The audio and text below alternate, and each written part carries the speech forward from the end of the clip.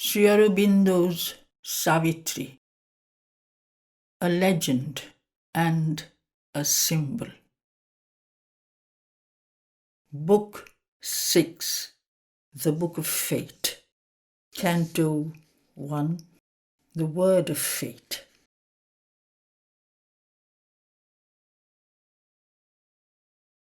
In silent bounds, bordering the mortal's plain, crossing a wide expanse of brilliant peace, Narad, the heavenly sage from paradise, came chanting through the large and lustrous air.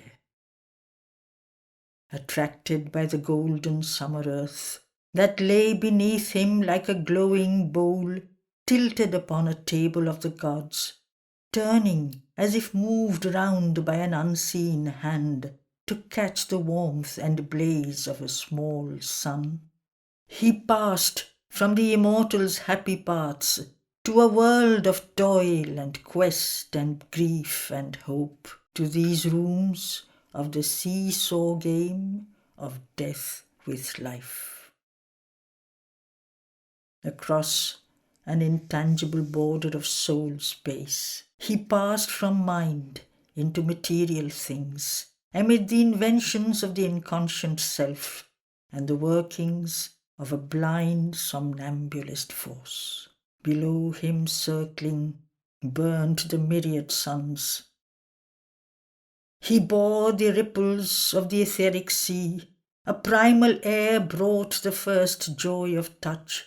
A secret spirit drew its mighty breath, contracting and expanding this huge world in its formidable circuit through the void. The secret might of the creative fire displayed its triple power to build and form, its infinitesimal wave sparks weaving dance, its nebulous units grounding shape and mass, magic foundation and pattern of a world, its radiance bursting into the light of stars.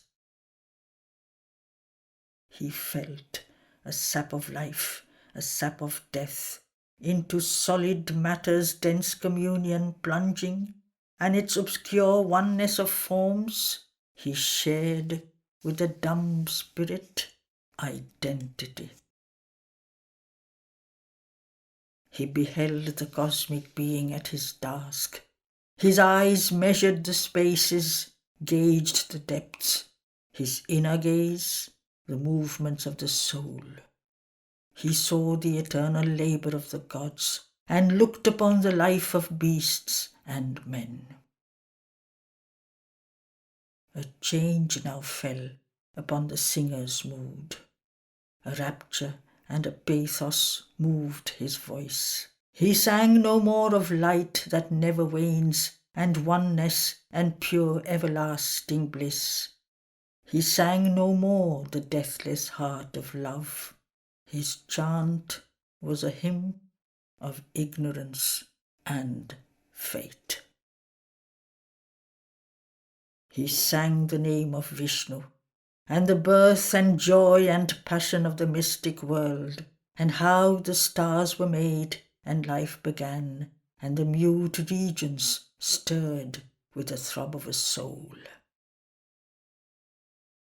He sang the inconscient and its secret self, its power omnipotent, knowing not what it does, all shaping, without will or thought or sense, its blind, unerring occult mystery, and darkness yearning towards the eternal light, and love that broods within the dim abyss, and waits the answer of the human heart, and death that climbs to immortality. He sang of the truth that cries from night's blind deeps, and the mother wisdom hid in nature's breast, and the idea that through her dumbness works, and the miracle of her transforming hands. Of life that slumbers in the stone and sun, and mind subliminal in mindless life, and the consciousness that wakes in beasts and men. He sang of the glory and marvel still to be born, of Godhead throwing off at last its veil, of bodies made divine and life made bliss, immortal sweetness clasping immortal might, heart sensing heart, thought looking straight at thought, and the delight when every barrier falls, and the transfiguration and the ecstasy. And as he sang, the demons wept with joy, foreseeing the end of their long, dreadful task, and the defeat for which they hoped in vain, and glad release from their self-chosen doom, and return into the one from whom they came. He who has conquered the immortal seats came down to men on earth, the man divine. As darts a lightning streak, a glory fell, nearing until the rapt eyes of the sage looked out from luminous cloud, and, strangely limbed, his face, a beautiful mask of antique joy appearing in light, descended where arose King Ashwapati's palace to the winds, in Madra, flowering up in delicate stone. There welcomed him the sage and thoughtful king, at his side a creature beautiful, passionate, wise, aspiring like a sacrificial flame skyward from its earth seat through luminous air, queen-browed, the human mother of Savitri. There for an hour, untouched by the earth's siege, they ceased from common life and care, and sat inclining to the high and rhythmic voice, while, in his measured chant, the heavenly seer spoke of the toils of men and what the gods strive for on earth, and joy that throbs behind the marvel and the mystery of pain. He sang to them of the lotus heart of love, with all its 1,000 luminous buds of truth, which quivering sleeps veiled by apparent things.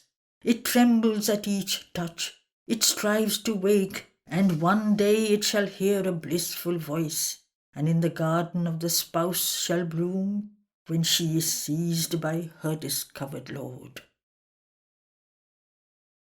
A mighty shuddering coil of ecstasy crept through the deep heart of the universe. Out of her matter's stupor, her mind's dreams, she woke. She looked upon God's unveiled face. Even as he sang, and rapture stole through earth time and caught the heavens, came with a call of hooves, as of her swift heart hastening, Savitri. Her radiant tread glimmered across the floor. A happy wonder in her fathomless gaze, changed by the halo of her love, she came. Her eyes rich with a shining mist of joy, as one who comes from a heavenly embassy, discharging the proud mission of her heart. One carrying the sanction of the gods to her love and its luminous eternity. She stood before her mighty father's throne, and, eager for beauty on discovered earth, transformed and new in her heart's miracle light, saw, like a rose of marvel, worshipping the fire-tinged sweetness of the Son of Heaven. He flung on her his vast immortal look. His inner gaze surrounded her with its light, and, reining back knowledge from his immortal lips, he cried to her, "Who is this that comes? the bride, the flame born, and round her illumined head, pouring their lights, her hymeneal pomps move, flashing about her. From what green glimmer of glades, retreating into dewy silences, or half-seen verge of waters moon betrayed, bringst thou this glory of enchanted eyes? Earth has gold-hued expanses, shadowy hills that cowl their dreaming phantom heads in night. And, guarded in a cloistral joy of woods, screened banks sink down into felicity, seized by the curved incessant yearning hands and ripple passion of the up-gazing stream. Amid cool-lipped murmurs of its pure embrace, they lose their souls on beds of trembling reeds. And all these are mysterious presences, in which some spirit's immortal bliss is felt, and they betray the earth-born heart to joy. There hast thou paused, and marvelling, borne eyes unknown, or heard a voice that forced thy life to strain its rapture through thy listening soul? Or if my thought could trust this shimmering gaze, it would say, thou hast not drunk from an earthly cup, but stepping through azure curtains of the noon, thou wast surrounded on a magic verge in brighter countries than man's eyes can bear. Assailed by trooping voices of delight, and seized mid a sunlit glamour of the boughs, in fairy woods led down the gleaming slopes of Gandhamadhan, where the Apsaras roam, thy limbs have shared the sports which none has seen, and in God haunts thy human footsteps strayed. Thy mortal bosom quivered with God's speech, and thy soul answered to a word unknown. What feet of gods, what ravishing flutes of heaven have thrilled high melodies round, from near and far approaching through the soft and revelling air, which still surprised thou hearest. They have fed thy silence on some red, strange ecstasied fruit, and thou hast trod the dim moon peaks of bliss. Reveal, O winged with light, whence thou hast flown, hastening bright-hued through the green tangled earth, thy body rhythmical with the spring bird's call. The empty roses of thy hands are filled only with their own beauty, and the thrill of a remembered clasp, and in thee glows a heavenly jar, thy firm, deep honeyed heart, new brimming with a sweet and nectarous wine. Thou hast not spoken with the kings of pain. Life's perilous music rings yet to thy ear, far melodied, rapid and grand, a centaur's song, or soft as water plashing mid the hills, or mighty as a great chant of many winds. Moon bright, thou livest in thy inner bliss. Thou comest like a silver deer through groves of coral flowers and buds of glowing dreams, or fleest like a wind goddess through leaves, or roamst, O ruby-eyed and snow-winged dove, flitting through thickets of thy pure desires, in the unwounded beauty of thy soul. These things are only images to thy earth, but truest truth of that which in thee sleeps. For such is thy spirit, a sister of the gods, thy earthly body, lovely to the eyes, and thou art kin in joy to heaven's sons.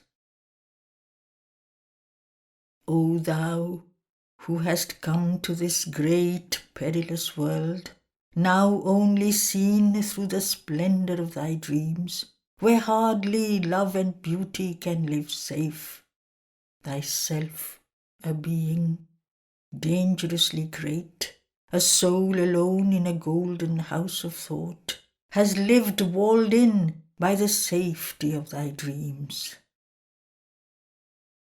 On heights of happiness, leaving doom asleep, who hunts unseen the unconscious lives of men, if thy heart could live locked in the ideal's gold, as high, as happy might thy waking be, if for all time doom could be left to sleep. He spoke, but held his knowledge back from words. As a cloud plays with lightning's vivid laugh, but still holds back the thunder in its heart, only he let bright images escape. His speech, like glimmering music, veiled his thoughts. As a wind flutters the bright summer air, pitiful to mortals, only to them it spoke of living beauty and of present bliss. He hid in his all-knowing mind the rest. To those who hearken to his celestial voice, the veil heaven's pity throws on future pain, the immortal sanction seemed of endless joy. But Ashwapati answered to the seer, his listening mind had marked the dubious close. An ominous shadow felt behind the words, but calm like one who ever sits facing fate, here mid the dangerous contours of earth's life, he answered covert thought with guarded speech. O deathless sage, who knowest all things here, if I could read by the ray of my own wish through the carved shield of symbol images which thou hast thrown before thy heavenly mind, I might see the steps of a young godlike life happily beginning, luminous-eyed on earth, between the unknowable and the unseen, born on the borders of two wonder worlds, it flames out symbols of the infinite and lives in a great light of inner suns. For it has read and broken the wizard seals. It has drunk of the immortal's wells of joy. It has looked across the jewel bars of heaven. It has entered the aspiring secrecy. It sees beyond terrestrial common things and communes with the powers that build the worlds. Till through the shining gates and mystic streets of the city of lapis lazuli and pearl, proud deeds step forth, a rank and march of gods. Although in pauses of our human lives, earth keeps for man some short and perfect hours, when the inconstant tread of time can seem the eternal moment which the deathless live. Yet rare that touch upon the mortal's world. Hardly a soul and body here are born in the fierce difficult movement of the stars, whose life can keep the paradisal note. Its rhythm repeat the many-toned melody, tirelessly throbbing through the rapturous air. Caught in the song that sways the Apsara's limbs when she floats gleaming like a cloud of light, a wave of joy on heaven's moonstone floor.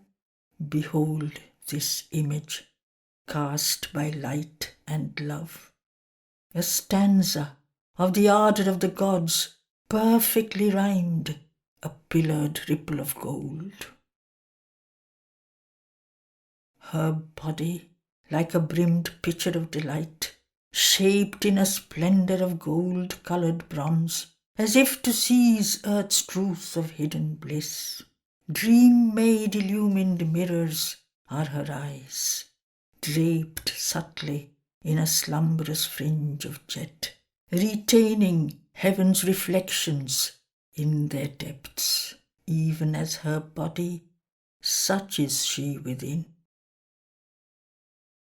Heaven's lustrous mornings gloriously recur like drops of fire upon a silver page, in her young spirit, yet untouched with tears. All beautiful things eternal seem and new to virgin wonder in her crystal soul.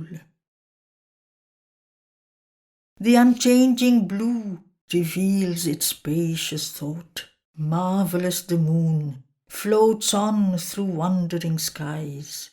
Earth's flowers spring up and laugh at time and death.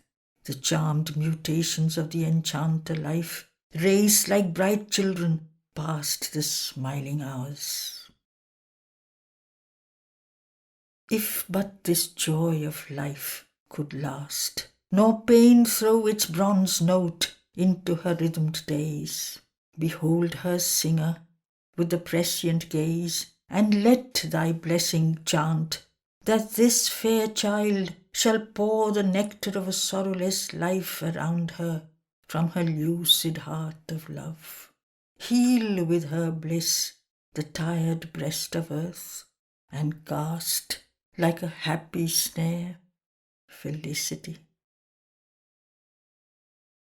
As grows the great and golden bounteous tree, flowering by Alakananda's murmuring waves, where with enamoured speed the waters run, lisping and babbling to the splendour of morn, and cling with lyric laughter round the knees of heaven's daughters, dripping magic rain.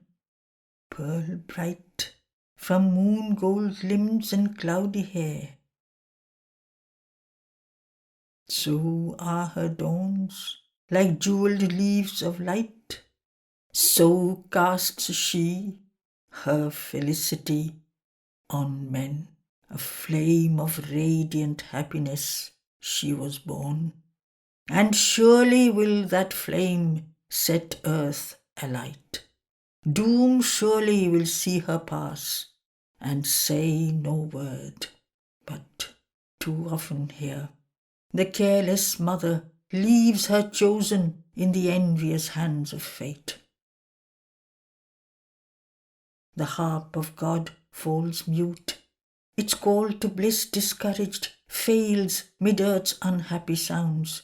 The strings of the siren ecstasy cry not here, or soon are silenced in the human heart. Of sorrow's songs we have enough. Bid once her glad and griefless days bring heaven here. Or must fire always test the great of soul along the dreadful causeway of the gods, armoured with love and faith and sacred joy, a traveller to the Eternal's house, once let unwounded pass a mortal life? But Narad answered not. Silent he sat, knowing that words are vain and fate is Lord. He looked into the unseen with seeing eyes. Then, dallying with a mortal's ignorance, like one who knows not, questioning, he cried, on what high mission went her hastening wheels? Whence came she with this glory in her heart, and paradise made visible in her eyes? What sudden God has met? What face supreme? To whom the king, the red Ashoka, watched her going forth, which now sees her return. Arisen into an air of flaming dawn, like a bright bird tired of her lonely branch, to find her own Lord, since to her on earth he came not yet. This sweetness wandered forth, cleaving her way with the beat of her rapid wings. Led by a distant call, Her vague, swift flight threaded the summer morns and the sunlit lands. The happy rest her burdened lashes keep, and these charmed guardian lips hold treasured still. Virgin, who comest perfected by joy, reveal the name thy sudden heartbeats learnt. Whom hast thou chosen, kingliest among men? And Savitri answered, with her still, calm voice, as one who speaks beneath the eyes of fate. Father and King, I have carried out thy will. One whom I sought, I found in distant lands. I have obeyed my heart, I have heard its call. On the borders of a dreaming wilderness, mid Shalva's giant hills and brooding woods, in his thatched hermitage, Bhattacharya dwells, blind, exiled, outcast, once a mighty king. The son of Bhattacharya, Satyavan, I have met on the wild forest's lonely verge. My father, I have chosen. This is done. Astonished, all sat silent for a space. Then Ashwapati looked within and saw a heavy shadow float above the name, chased by a sudden and stupendous light. He looked into his daughter's eyes and spoke. Well hast thou done, and I approve thy choice. If this is all, then all is surely well. If there is more, then all can still be well. Whether it seem good or evil to men's eyes, only for good the secret will can work. Our destiny is written in double terms. Through nature's contraries, we draw nearer God. Out of the darkness, we still grow to light. Death is our road to immortality. Cry woe, the world's lost voices wail, yet conquers the eternal good at last. Then might the sage have spoken, but the king in haste broke out and stayed the dangerous word. O singer of the ultimate ecstasy, lend not a dangerous vision to the blind, because by native right thou hast seen clear. Impose not on the mortal's tremulous breast the dire ordeal that foreknowledge brings. Demand not now the Godhead in our acts. Here are not happy peaks the heaven nymphs roam, or Kailash or Vaikuntha's starry stair. Abrupt, jagged hills only, the mighty climb, are here, where few dare even think to rise. Far voices call down from the dizzy rocks. Chill, slippery, precipitous are the paths. Too hard the gods are with man's fragile race. In their large heavens they dwell exempt from fate, and they forget the wounded feet of man, his limbs that faint beneath the whips of grief, his heart that hears the tread of time and death. The future's road is hid from mortal sight. He moves towards a veiled and secret face. To light one step in front is all his hope, and only for a little strength he asks, to meet the riddle of his shrouded fate. Awaited by a vague and half-seen force, aware of danger to his uncertain hours, he guards his flickering yearnings from her breath. He feels not when the dreadful fingers close around him, with the grasp none can elude. If thou canst lose her grip, then only speak. Perhaps from the iron snare there is escape. Our mind perhaps deceives us with its words and gives the name of doom to our own choice. Perhaps the blindness of our will is fate, he said, and Narad answered not the king. But now the queen, alarmed, lifted her voice.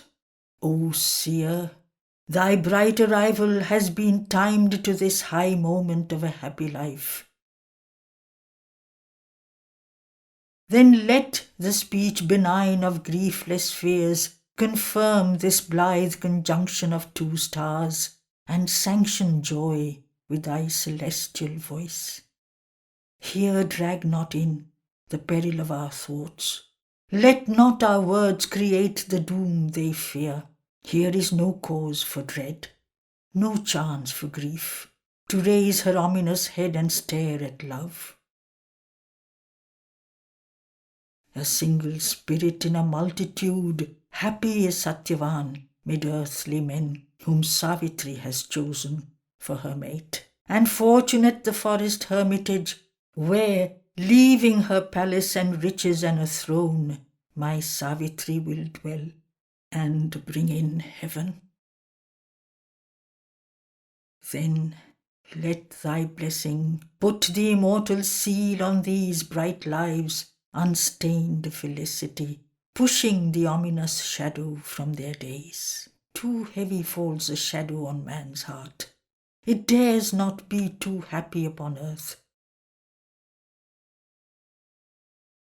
It dreads the blow, dogging too vivid joys, a lash unseen in fate's extended hand.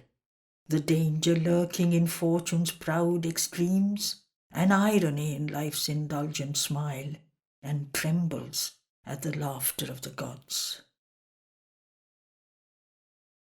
Or if crouches unseen a panther doom, if wings of evil brood above that house, then also speak, that we may turn aside and rescue our lives from hazard of wayside doom and chance entanglement of an alien fate.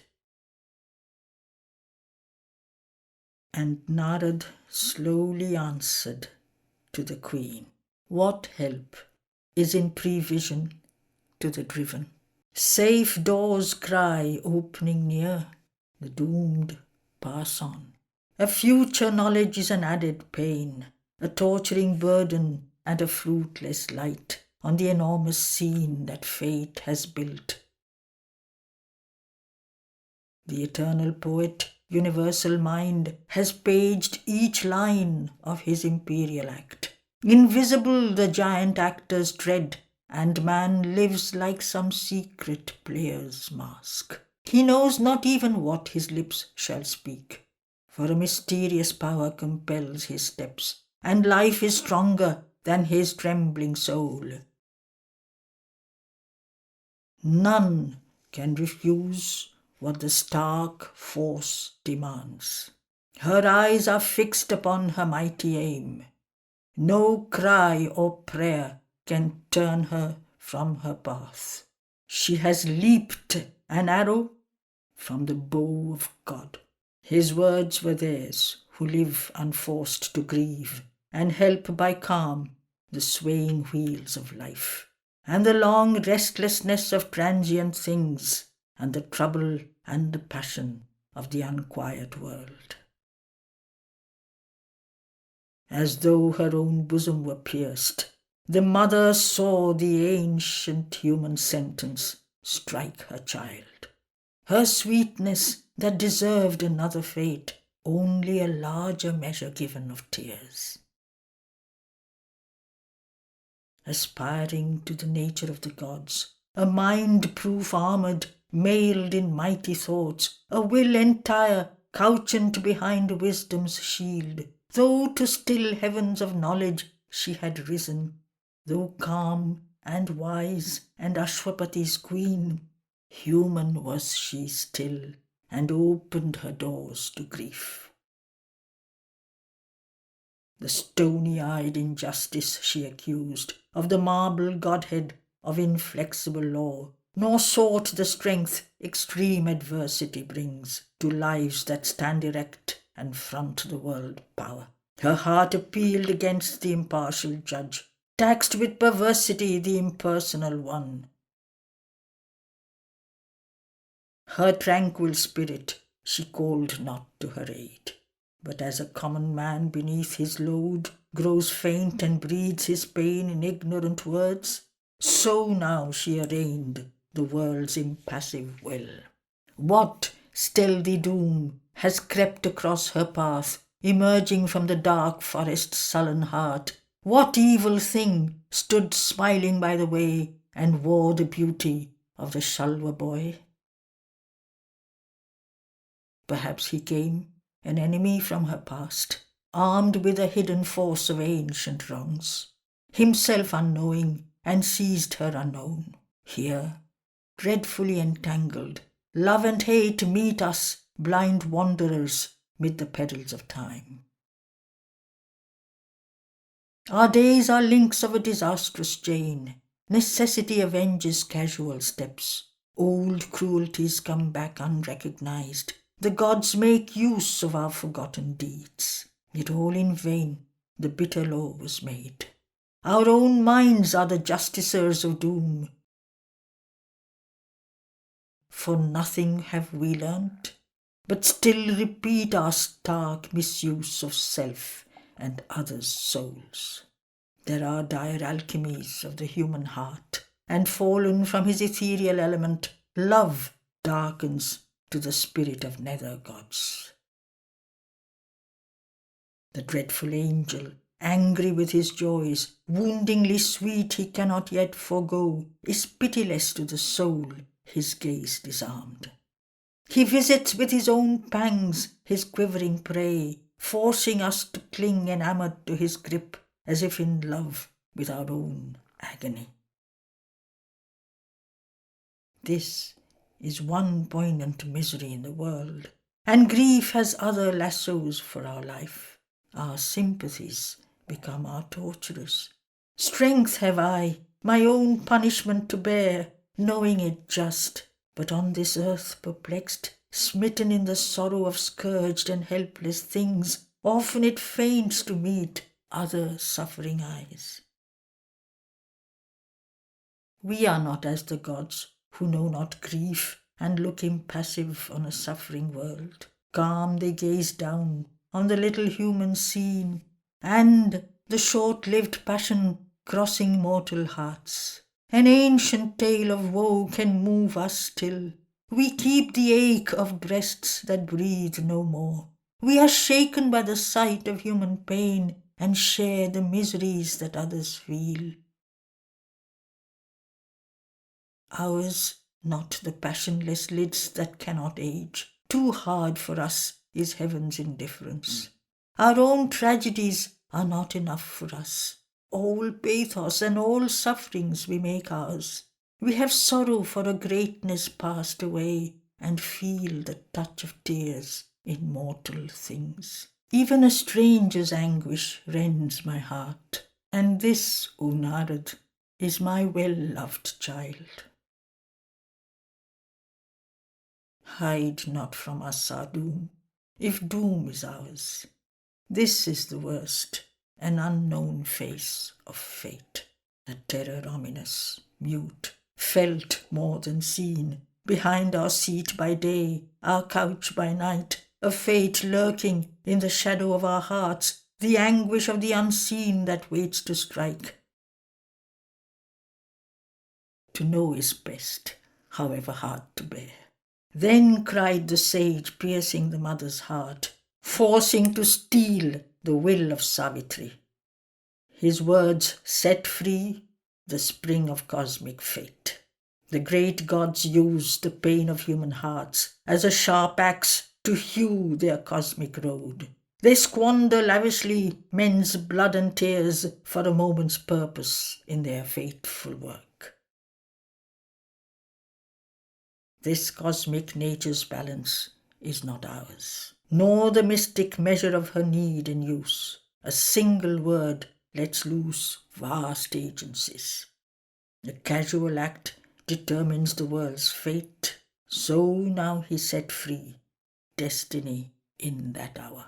The truth thou hast claimed, I give to thee the truth.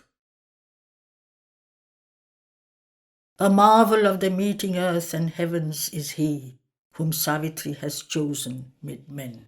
His figure is the front of nature's march. His single being excels the works of time. A sapphire cutting from the sleep of heaven, delightful is the soul of Satyavan. A ray out of the rapturous infinite, a silence waking to a hymn of joy.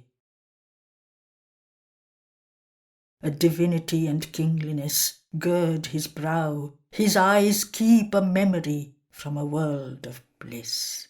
As brilliant as a lonely moon in heaven, gentle like the sweet bud that spring desires, pure like a stream that kisses silent banks, he takes with bright surprise spirit and sense. A living knot of golden paradise, a blue immense, he leans to the longing world, time's joy borrowed out of eternity, a star of splendor or a rose of bliss. In him soul and nature, equal presences, balance and fuse in a wide harmony. The happy in their bright ether have not hearts more sweet and true than this of mortal make, that takes all joy as the world's native gift, and to all gives joy as the world's natural right. His speech carries a light of inner truth, and a large-eyed communion with the power in common things has made veilless his mind, a seer in earth shapes of garbless deity.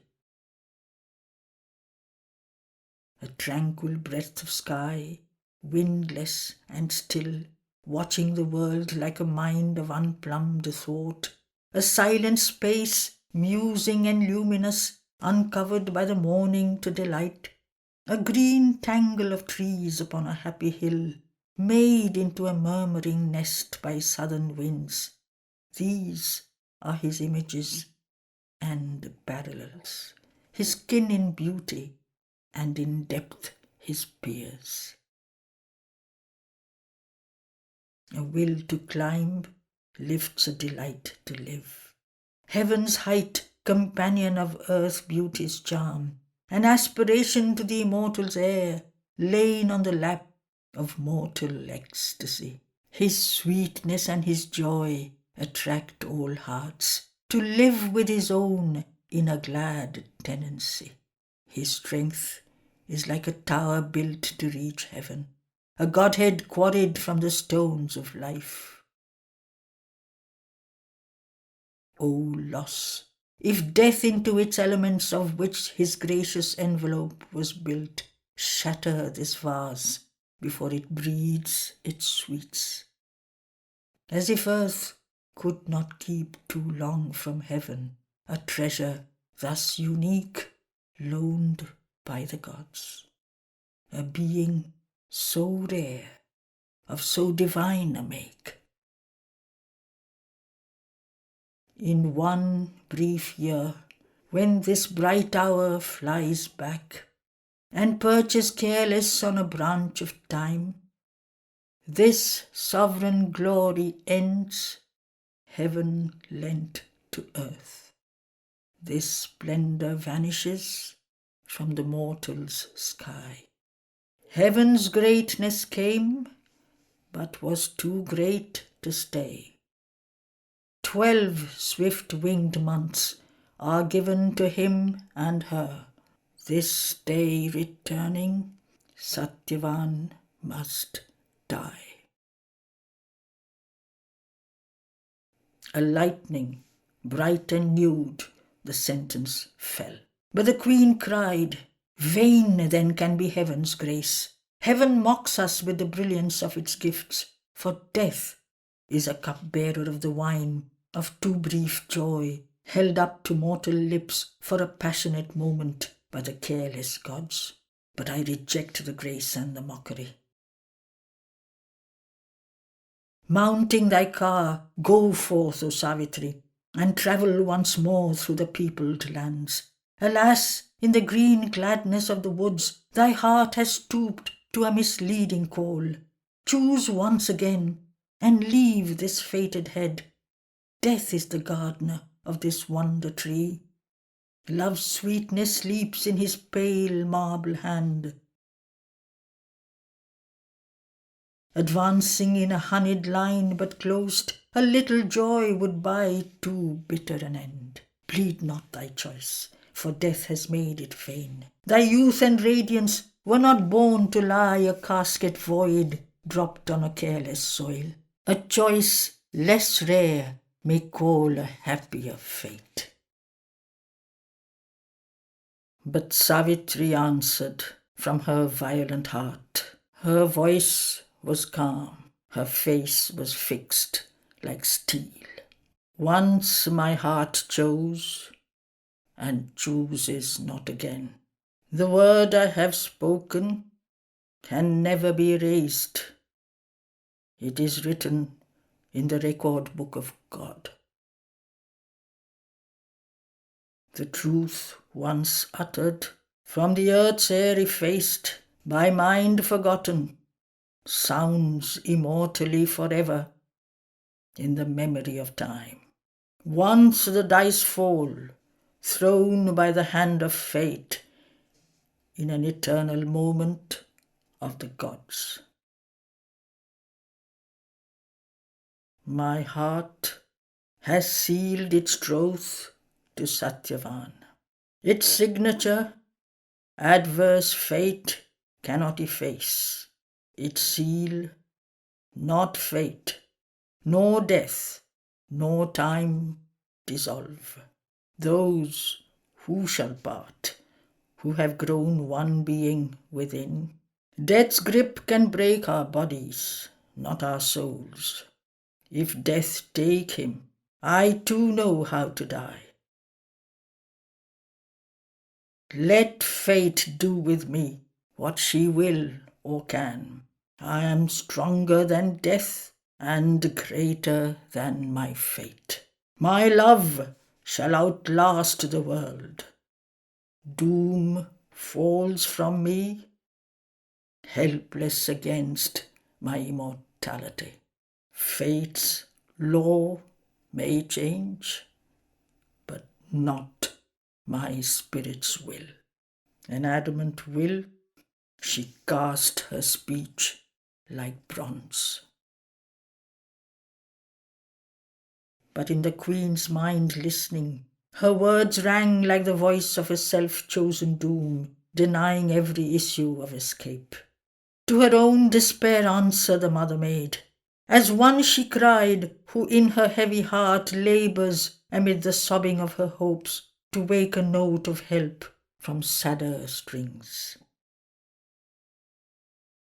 O child, in the magnificence of thy soul, dwelling on the border of a greater world, and dazzled by thy superhuman thoughts, thou lend'st eternity to a mortal hope. Here, on this mutable and ignorant earth, who is the lover and who is the friend? All passes here, nothing remains the same. None is for any on this transient globe. He whom thou lovest now, a stranger came, and into a far strangeness shall depart. His moments part, once done upon life's stage, which for a time was given him from within. To other scenes he moves, and other players, and laughs and weeps, mid faces new, unknown. The body thou hast loved is cast away amidst the brute unchanging stuff of worlds to indifferent mighty nature, and becomes crude matter for the joy of others' lives. But for our souls, upon the wheel of God, forever turning, they arrive and go, married and sundered in the magic round of the great dancer of the boundless dance. Our emotions are but high and dying notes of his wild music, changed compellingly by the passionate movements of a seeking heart, in the inconstant links of hour with hour, to call down heaven's distant answering song, to cry to an unceased bliss, is all we dare. Once seized, we lose the heavenly music sense. Too near the rhythmic cry has fled or failed. All sweetnesses are baffling symbols here. Love dies before the lover in our breast. Our joys are perfumes in a brittle vase. Oh, then what wreck is this upon time's sea, to spread life's sails to the hurricane desire, and call for pilot the unseeing heart? O child, wilt thou proclaim? Wilt thou then follow against the law that is the eternal will, the autarky of the rash Titan's mood, to whom his own fierce will is the one law, in a world where truth is not, nor light, nor God? Only the gods can speak what now thou speakst. Thou who art human, think not like a god. For man, below the god, above the brute, is given the calm reason as his guide. He is not driven by an unthinking will, as are the actions of the bird and beast. He is not moved by stark necessity, like the senseless motion of inconscient things. The giant's and the Titan's furious march climbs to usurp the kingdom of the gods, or skirts the demon magnitudes of hell. In the unreflecting passion of their hearts, they dash their lives against the eternal law, and fall and break by their own violent mass. The middle path is made for thinking man. To choose his steps by reason's vigilant light, to choose his path among the many paths is given him, for each his difficult goal hewn out of infinite possibility. Leave not thy goal to follow a beautiful face. Only when thou hast climbed above thy mind, and livest in the calm vastness of the One, can love be eternal in the eternal bliss, and love divine replace the human tie. There is a shrouded law, an austere force. It bids thee strengthen thy undying spirit. It offers its severe benignancies of work and thought and measured grave delight as steps to climb to God's far secret heights. Then is our life a tranquil pilgrimage, each year a mile upon the heavenly way. Each dawn opens into a larger light. Thy acts are thy helpers, all events are signs, waking and sleep are opportunities given to thee by an immortal power. So canst thou raise thy pure unvanquished spirit, till, spread to heaven in a wide vesper calm, indifferent and gentle as the sky, it greatens slowly into timeless peace. But Savitri replied with steadfast eyes, my will is part of the eternal will. My fate is what my spirit strength can make. My fate is what my spirit's strength can bear. My strength is not the Titan's, it is God's. I have discovered my glad reality beyond my body in another's being. I have found the deep, unchanging soul of love. Then how shall I desire a lonely good, or slay, aspiring to white vacant peace, the endless hope that made my soul spring forth out of its infinite solitude and sleep? My spirit has glimpsed the glory for which it came, the beating of one vast heart in the flame of things.